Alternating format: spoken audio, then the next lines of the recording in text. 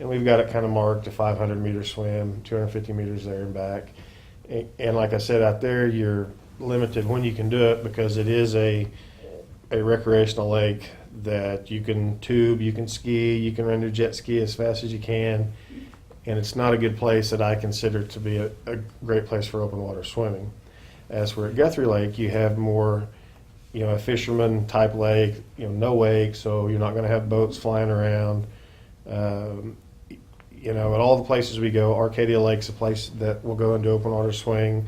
I mean, there's no lifeguards, there's nothing. The guys just kind of get a point of where they think the area would be, and some of those guys will swim across the lake and come back. So it's just something, there's been a lot of interest been brought to me since I do a lot of the triathlon stuff of making Guthrie a open water swimming lake to where we put out a 250-meter buoy and then maybe a 500-meter buoy for those people that want the longer distance. I mean, like in September, I think it's September, they have the Ironman in Oklahoma City at Hefner Lake, and that's the only time you can swim in Hefner Lake, and it's a 2-point-something mile swim. So, I mean, a lot of those guys look for lakes that are safe enough that they can get the distance in and stuff like that without doing lap swimming in a pool. And I mean, I can tell you the people that typically do this stuff are professionals. I mean, you just don't jump in the water and go swim 250 meters. I mean, that's, or 500 meters. It's quite a distance. And I think that the more good use we have of Guthrie Lake will keep a lot of the riffraff out too. So that's my pitch on that. As far as the beach swim and stuff like that, you're much like at Liberty, it's swim at your own risk. This is the designated swimming area. I know we're working on one, or I'm not sure the status of the one at Liberty Lake. But at Liberty, you can swim right now pretty much wherever you want to. I mean, you want to get in here, you want to get in there and swim, you can do that. At Guthrie Lake, the thing that I would hope that we do is say if you're going to do recreational swimming or beach swimming, this is the area you have to do it in so you don't interfere with the residents in the area and stuff like that. And as far as the exercise swimming, you get into the water in the area of the boat dock, parking area and stuff like that, and swim out to the middle and come back. We had this discussion before because I remember saying my idea of living there and to not get everybody all upset to open the whole lake for everybody. Sure. I said, where the park is a perfect Because place. I think Well, when we discussed it, it was talking about sort of the whole lake and not Yeah, just well, the somebody swimming wanted to area. open the whole thing for Well, sure. Yeah. The Sounds thing, like a better idea. and of course, it's one of those deals where I'm not, I'm the presenter here, but I don't know how far I can go or what I can just speak on. I mean, if your property backs up to the lake, then I don't know why you couldn't swim there and have your friends, your family swim there.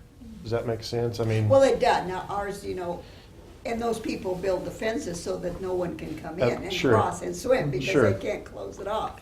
We face the front of our house, so we can't stop in, They have a we just road, don't. you have a road, Yeah, she you has have a road and Lakeshore? Right, but Yeah. and a Yeah. green space. well, she has a road on the, But the ones over Between her behind and the us, lake. yeah, that's, that we've always Foster been told. Drive, they back don't, up. Yeah. they can't allow those people to not go in there and swim, but they can fence their front yard, then they can't get through to go swim. well, and it's always been, So- I mean, from a law enforcement perspective, it's one of those, the way that I perceive it is basically, I mean, if this is the lake and your house is here and your backyard dumps off into the lake, that's private property. Mm-hmm. I mean, that's the way that I would look at that. If you called and said, hey, I've got people swimming in my backyard, yeah, but my understanding is it's not private property. It's not. well, there's an easement. There's an easement, but I I mean, mean, yeah, but you people can could be still. fishing in your I agree with backyard. you. You can keep people Well, I from think- getting in there. No. In the way that of course, like I said, I haven't boned up on any of this stuff. But I mean, if you want to boat fish from the bank to the bank, I think that would be all right because you're in the body of water. But I also see it as if my backyard goes into the water and people are back there and say they want to camp back there, they want to fish back there, whatever. I mean, if they get hurt, who's going to be responsible? And for me, my quality of life is this is my area that goes into the water. I maintain it. The city doesn't maintain That's it. right. And I don't think people do it, but never seen I think anybody. Well, there's a couple places that they do, and they Really? put Behind fences people? up. Yeah, we've had that issue a couple Yeah. years ago at a council meeting. Yeah. Somebody come and raise cane. But I mean, I just see that we've got this, this lake that we can do so much more with it and have more activity there. And I mean, it'll generate revenue from the honor box and stuff like that. If you want to swim, you pay your fee. And it bodes well for healthy living, and plus I live close to there and I want to swim in the damn thing. Well, I Well, think it's a great idea. I think it's a good idea too. So do I have a motion to send it to council? But now we're talking opening the whole Just- lake, No, we're talking about just talking about. At designated areas. At a designated. designated area, like Mitchell Yeah, Park. Mitchell Park, and we'd have to sit down and figure out, I mean, I haven't been out there to survey the area, but I mean, I think with people living on that lake as much as they are and stuff like that, we don't want a free-for-all out there. And if we open it up, that's what we're gonna get. And the last thing I wanna do is upset all those residents out there that have property that back up to the lake and stuff like that. And I think this is a good way to kind of meet in the middle to where we can have this swimming area just off Mitchell Park. And then, like I said, as far as the open water swimming, I mean, that's not, in my opinion, that's not going to affect anybody because you're not Well, going to if they be. come over from there, and they want to, so, I mean, that doesn't bother me. What I was thinking of, I think most of it, parking. If you open the whole thing, they're gonna be parking right in our front, we're very close. Mhm. And they'll just tear it up with parking there. We already have a lot that park, but most of them are pretty good about being careful how they back out and everything. Sure. But when you get a whole bunch of cars there, you're gonna really wear that area down. Might have to consider some parking in Mitchell Park. I don't know if it would be possible. Well, there's a lot of area there. There is a lot of area Yeah, there. that might be It's- something Some to of it consider. is, it's rather rough. We might have Now tell me to, something. We've discussed so many things in the past couple of years. Can you drink beer out there when you're fishing or when you're Ice can. camping or If you're camping, if you are camping, if you have a yes, camp permit? yes, you But can. if you're swimming, You can't drink. no. No. That Swimming would- area. That would be a. I mean, just you like have to be in your campsite. yeah, you got to be in your campsite to drink that- alcohol. That could be a big problem. Yeah, I mean, the way it is now, I mean, you can't be out on your boat and drink alcohol. It's consumed just like, I mean, I'm renting this piece of property, it's my residence at the time, so in that place alone, I can drink alcohol. I mean, do people drink beer when they're out there on the lake? But you can't have beer in that park either. No? Yeah, That's and the see, park, that- Mitchell Park. That would be important if you, I mean, if I you. think so. And you Bunch can't of- smoke cigarettes or vapors. Yeah, you can now. You can now. It's on here. You have to, Really? you haven't acted on that We haven't No, yet. done we that yet. discussed it, but we haven't. Well, it'll be on here. Yeah, but I mean, plus there's Well, I no, don't know, I might not, Yeah, if we 'cause gang up on you, you You're- wanna go you're- smoke out there. I mean, at Anyway. at Guthrie Lake, there So is the- camping spots out there that's away from Mitchell Park. And that'll be the same way at Liberty Lake, if you have a campsite, you can drink, Right. but if you're swimming at Liberty Lake, Nope. you can't drink. No. Just wanted to you sink. refresh my memory. So do I have a motion to recommend to the city council that It's we your turn. have a swimming and fitness area at Guthrie Lake? And then they'd have to decide the The parameters. particulars and parameters, and that might be something that they send back to the board for Mhm. consideration as well. It's your turn. I felt, I made my statement that I think it's just a logical place over, there's a big area Oh, that's yeah. perfect for, mostly I think of kids, little Yep. kids. Yeah, that's the way I People with see it. their They come to the small park children, and it's got a sandy area, it'd be really easy for Yeah. them to make a beach for it, and then the park is, what swings are there. Mhm. Yeah, it could be really. And I don't care if they swim out into it, I just would, all of us, I feel, would not want where they come in and unload all their paraphernalia Yeah, right in our front yard Yeah. Yeah. and tear that ground down. Yep. I Do you agree. make a I motion? entertain a motion. I will make a motion that we pass on to what council that they That would be open it you. at designated area. Okay. And I second it. Do we have to all in favor even with three? Mhm. All in favor? And- Yes. All right.